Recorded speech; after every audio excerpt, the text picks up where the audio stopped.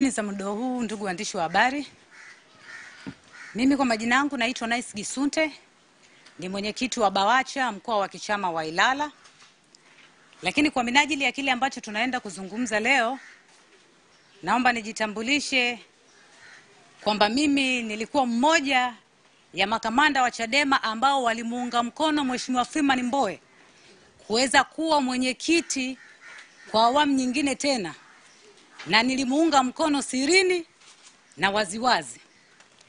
Lakini pia mimi ndiye ambaye niliongoza zoezi la kuchangisha fedha kwa BAWACHA wote wanaomuunga mkono ndani ya chama chetu kwa ajili ya kuweza kumlipia gharama ya fomu ya kugombea Mheshimiwa Mbowe. Lakini pia mimi nilikuwa mmoja wa waratibu wa zoezi la BAWACHA la kumsindikiza Mheshimiwa Mbowe kurejesha fomu kutoka nyumbani kwake kuelekea makao makuu ya chama pale Mikocheni. Lakini pia nilikuwa mmoja wa waratibu walioratibu kula za Mheshimiwa Freeman Mbowe za wanawake katika kanda ya Pwani. Lakini pia nilikuwa mmoja wa waratibu waliozitafuta kura za Mheshimiwa Mbowe kwa upande wa vijana, kwa sababu kwa wakati huo wa uchaguzi mimi nilikuwa namalizia muda wangu wa uongozi kwa nafasi ya mweka hazina BAVICHA Taifa. Kwa hiyo nilikuwa na ushawishi kwa BAVICHA, nikawajibika kwa namna hiyo. Sasa kwa nini sisi BAWACHA tuliomuunga Mbowe mkono tumejitokeza leo kuweza kuzungumza? Ni kwa sababu ya mradi unaoendelea ndani ya chama chetu hivi sasa wa kuwashawishi wanachama wenzetu kuhama na kuaminisha wanachama na Watanzania ya kwamba wanachama waliokuwa wakimuunga mkono Mheshimiwa Freeman Mbowe wanajiondoa Chadema. Ili hali jambo hilo sio kweli. Kwani bado tupo wanachama wengi na viongozi wengi ambao tulimuunga mkono Mheshimiwa Freeman Mbowe kuweza kuwa mwenyekiti, ambao bado tuko Chadema, hatujahama na hatuna mpango wa kuhama chama. Na wenzetu wanapokuja kutekeleza mradi wao huu kwenye chama chetu, wanakuja na vihoja. Mimi naita vihoja, kwa sababu ukiangalia wote kuanzia anayehama akiwa kiongozi wa kitaifa mpaka mwanachama wa kawaida aliyeshawishiwa kuhama, sababu zao wote zinafanana. Na sababu ya kwanza watakwambia ya kwamba tuliomuunga mkono Mheshimiwa Mbowe tunabaguliwa, hatupendwi, hatushirikishwi na maneno yanayofanana na hayo. Na jambo la pili ni ajenda ya chama ya no reform no election. Sasa nitaanza na hili jambo la kwanza. Sio kweli kwamba wanachama na viongozi tuliokuwa tunamuunga mkono Mheshimiwa Mbowe tunabaguliwa ndani ya chama hivi sasa. Na niwaambie jambo moja tu ndugu zetu. Chadema ni taasisi, ni chama cha siasa, na tuna utaratibu wa kujiongoza. Tuna katiba yetu hii. Hii katiba yetu ndio inatupa mwongozo mwanachama na mwanachama washirikiane kwa namna gani. Ni katiba hii ndio inatuelekeza mwanachama na kiongozi washirikiane kwa namna gani. Sisi sio kikundi cha urafiki na ushosti. Tuna utaratibu wa namna ya kushirikiana, tuna utaratibu wa namna ya kushirikishana, na katiba hii inasema nani ashirikishwe wapi, wakati gani na kwenye jambo gani. Sasa wenzetu wanapotoka kusema kwamba hatushirikishwi, tunabaguliwa, na nyinyi ndugu waandishi wa habari mtusaidie kuwauliza, wanabaguliwa wapi? Wanabaguliwa katika nini? Sio waache tu hewani kwamba tunabaguliwa, hatupendwi. Hapana. Kwa sababu kwa mantiki inaeleza hapo kwamba ni katiba ndio inatuonyesha namna gani tushirikiane. Kwa hiyo lazima wanaotoka tujue,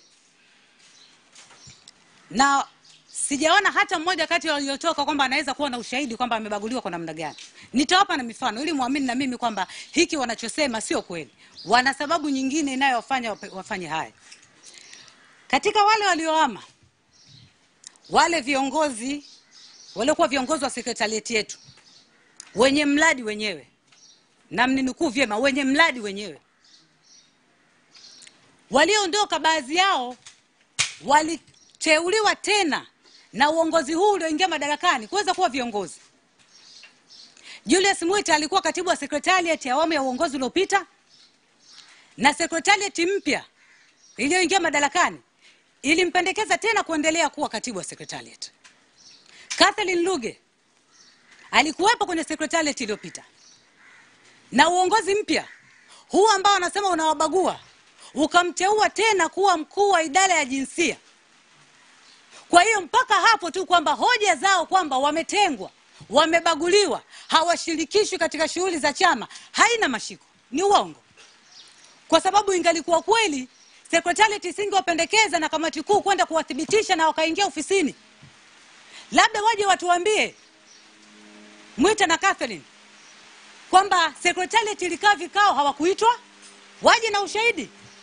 Lakini sisi wanachama tunajua kwamba vikao vyote vya sekretarieti walishirikishwa, walishiriki Mwita akiwa katibu, na walikuwa ofisini kila siku wakifanya majukumu yao katika makao makuu yetu ya chama aliyoko Mikocheni. Lakini jambo lingine, wale viongozi wengine kwa maana ya manaibu wale hawakuteuliwa tena. Kama hawakuteuliwa maana yake hawakuwa na nafasi yoyote, walikuwa ni wanachama wa kawaida mpaka wanaondoka. Kama mwanachama wa kawaida kwa mujibu wa katiba yetu, vikao ambavyo unahudhuria mwanachama wa kawaida, kama Salum Mwalimu alivyoondoka alikuwa mwanachama wa kawaida, kama mzee Kigaila alikuwa mwanachama wa kawaida, kikao walivyokuwa wanaweza kuhudhuria ni kikao cha msingi, ngazi ya chini kabisa ya chama, na kikao cha matawi, yani kwenye matawi yao. Kwa hiyo sehemu ambayo walipaswa kushirikishwa katika vikao na katika utekelezaji wa maazimio ya vikao ni kwenye misingi yao na matawi yao. Yani mzee Kigaila anaishi jimbo la Ukonga, kata ya Mzinga, mtaa wa Mwanagati. Yeye alitakiwa ashiriki kule katika utekelezaji wa shughuli za ujenzi wa chama, na sio kutaka kushirikishwa na viongozi wa taifa, na kitu ambacho sio kweli. Na naomba hapa niweke kumbukumbu nyingine vizuri. Nadhani ndugu waandishi wa habari mtakumbuka katibu mkuu amekuwa akinukuliwa mara nyingi akisema ya kwamba baada ya ule uchaguzi baada ya kupatikana sekretarieti mpya, aliwaita akitaka wakutane waliokuwa viongozi wa sekretarieti iliyopita na viongozi wapya wa sekretarieti kwa ajili ya kushauriana masuala mbalimbali ya ujenzi wa chama. Lakini walimjibu ya kwamba waache wapumzike. Sasa watu ambao walishirikishwa wakakataa, leo wanatoa wapi walali wa kusema ya kwamba hawashirikishwi? Hawa watu ni waongo, wana mradi wao, wawaambie watu ukweli nini wanachokifanya. Na wakiendelea tutasema kwa sababu tunayajua ambayo wanayafanya. Lakini ndugu zangu, wamefanikiwa kushawishi baadhi ya viongozi wa ngazi za chini. Tumeona viongozi wa kanda, mikoa, majimbo na hata wanachama wa kawaida. Alafu kinachochekesha zaidi, sababu wote ni zile zile. Yani iliyomuondoa kiongozi wa kitaifa mpaka mwanachama wa kawaida ni ile ile kwamba hajashirikishwa. Tuelewane. Waache kunyoshea vidole viongozi wetu wakuu. Kwa sababu katika mgawanyo wetu wa majukumu, mwanachama wa kawaida au mwanachama wa kata, wa jimbo, wa mkoa, yeye anataka kushirikiana kwa namna gani na kiongozi wa kitaifa. Kwa sababu kwa mujibu sisi wa utaratibu wetu, mimi wa ngazi ya chini, kwa mfano mimi ni kiongozi wa mkoa, napokea maagizo na maamuzi ya chama kutoka ngazi yangu ya juu ambayo ni ngazi ya kanda. Sasa wewe kiongozi wa kata, kiongozi wa jimbo, unahama baada ya kushawishiwa, unasema ya kwamba sababu yako ya kukuhamisha kwenye chama kwamba upate ushirikiano kwa viongozi wapya. Yani kidole kinaenda kwa Mheshimiwa Lissu na Mheshimiwa Heche. Hilo jambo sio kweli, kwa sababu utaratibu wetu wa ufanyaji wa majukumu yetu hauko namna hiyo kwa mujibu wa katiba. Kwa hiyo waache kudanganya, wawaambie watu ukweli mradi wao ni nini. Lakini hata mimi ninaweza nikawa ni mfano hai kabisa. Nimetangulia kusema mimi nilikuwa timu mwamba kindakindaki. Lakini baada ya uchaguzi ule sijawahi kubaguliwa mahali popote.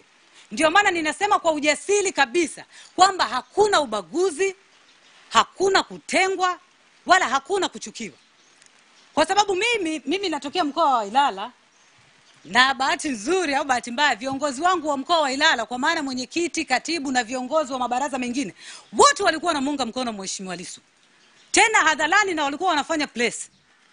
Lakini baada ya ule uchaguzi wameendelea kunishirikisha kana kwamba hakuna kilichotokea. Kwa maana tumeelewana kwamba uchaguzi umeisha, tumekwisha maliza, tumempata mwenyekiti wetu, tumepata na viongozi wengine, sasa tunaendelea kujenga chama. Na hata mwezi wa pili mwaka huu, uchaguzi ulikuwa mwezi wa kwanza, mwezi wa pili mwaka huu kulikuwa na ziara. Nilishirikishwa na viongozi wenzangu wa mkoa na tukafanya ziara. Kulikuwa na kikao cha mkoa mwezi wa tatu. Nilipewa taarifa na katibu, nilishirikishwa. Nilipewa nafasi ya kuweza kufanya majukumu yangu. Lakini kama hiyo haitoshi, mimi natokea jimbo la Ukonga. Jimbo la Ukonga, idadi kubwa ya viongozi wa jimbo na kwenye makata huko walikuwa wanamuunga mkono Mheshimiwa Lissu, na ni haki yao. Na mimi ilikuwa ni haki yangu kumuunga mkono Mheshimiwa Mbowe. Lakini baada ya uchaguzi ule mpaka leo tunaendelea na shughuli za chama kwa amani kabisa na kwa morali ya hali ya juu. Ni kwa sababu tunapeana ushirikiano, hatujabaguana.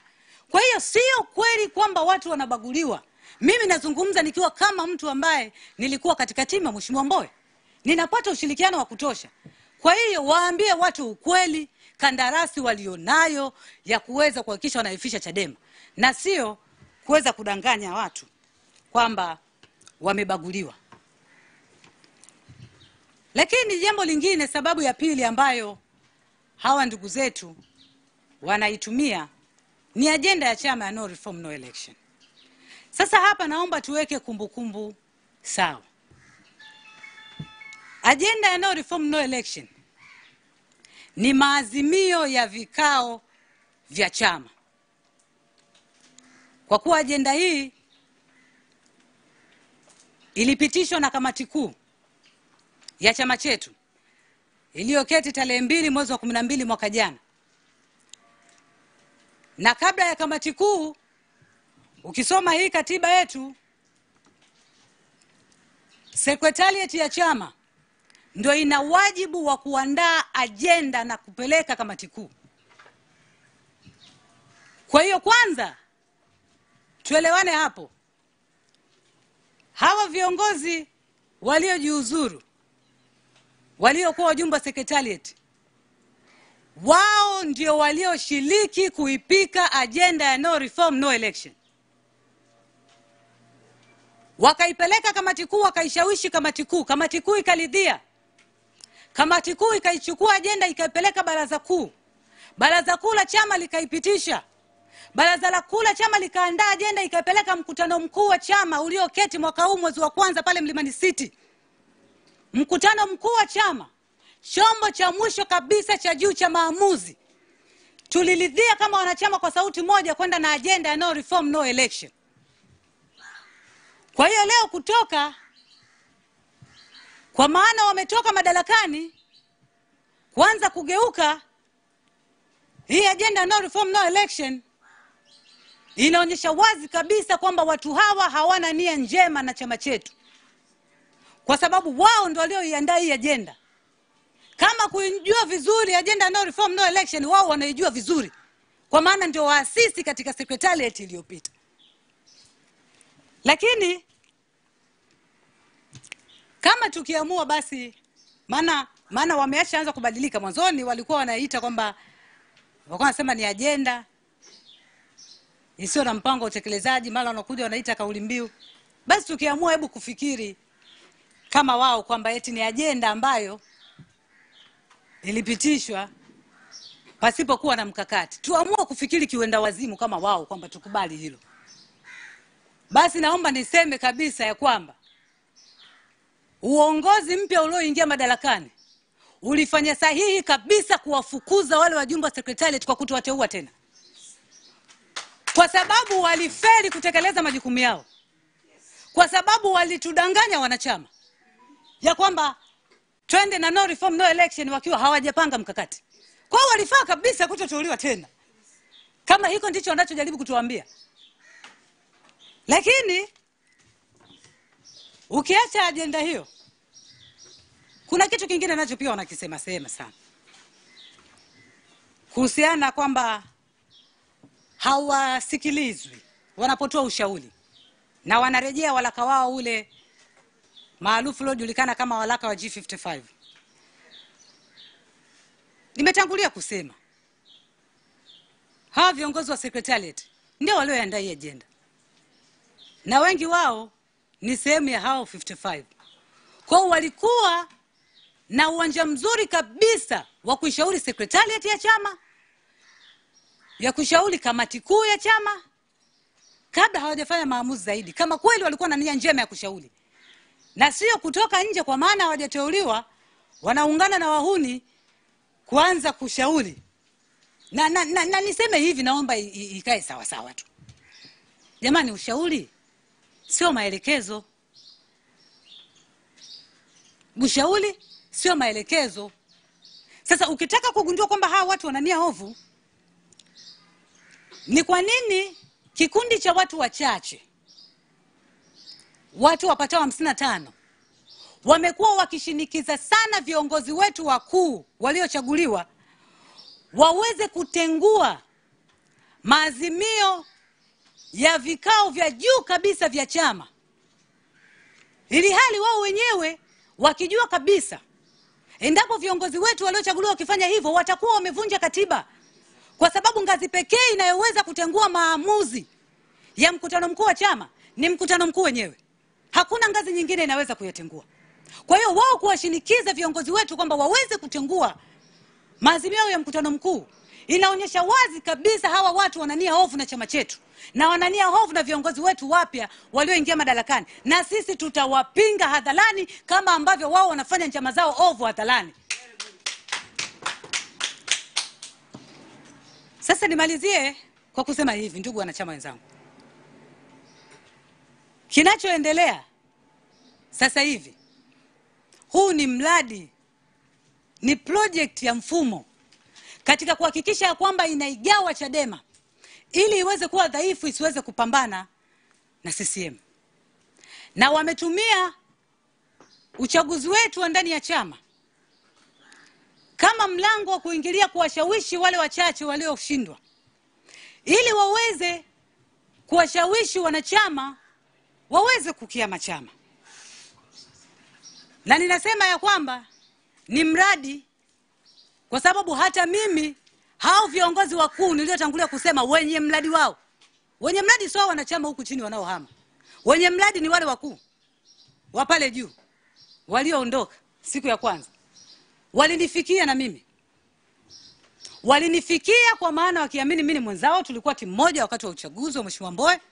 Wamenifikia kunishawishi kuweza kuhama chama, na mpango wao wamenishirikisha, na tutaweka wazi, hatuna cha kuogopa.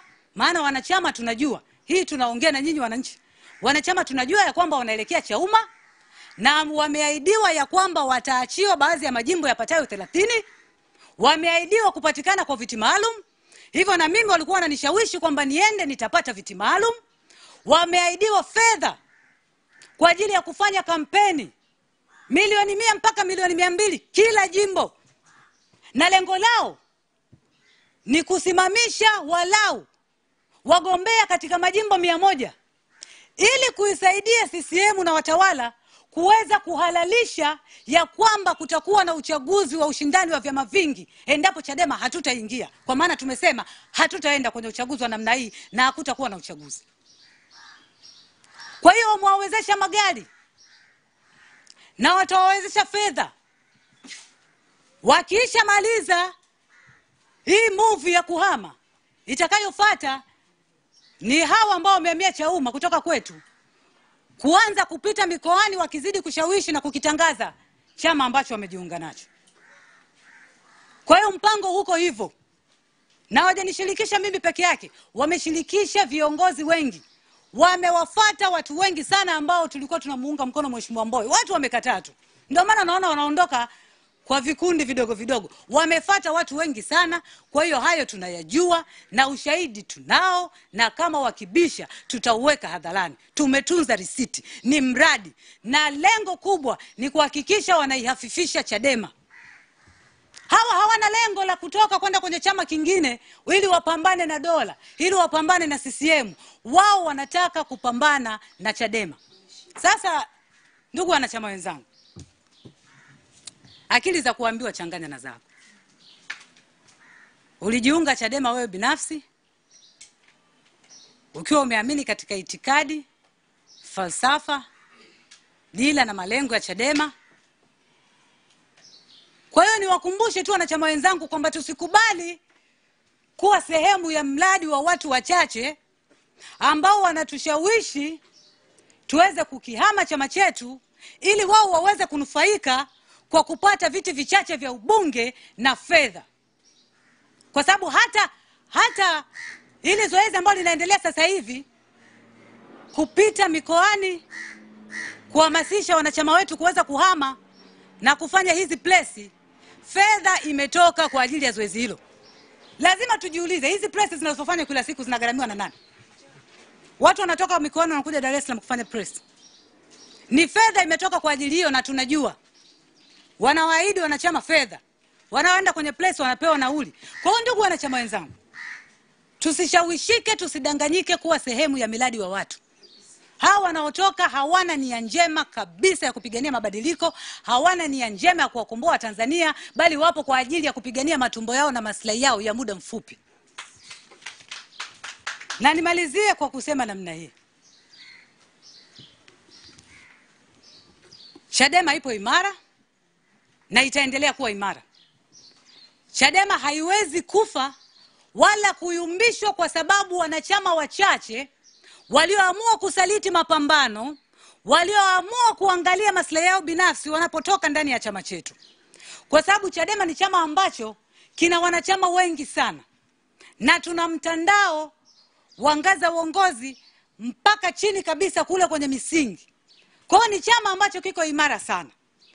Na pia Chadema ni chama ambacho ndicho kinaongoza kwa kuungwa mkono na Watanzania walio wengi. Kwa hiyo Chadema haiwezi kufa kwa tamaa za watu wachache.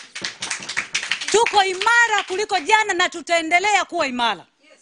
Na niwafikishie salamu tu hao wahuni, hao wenye mradi wao. Kama ambavyo wanapambana na mradi wao kwa wivu mkubwa, na sisi tutakilinda chama chetu kwa wivu mkubwa.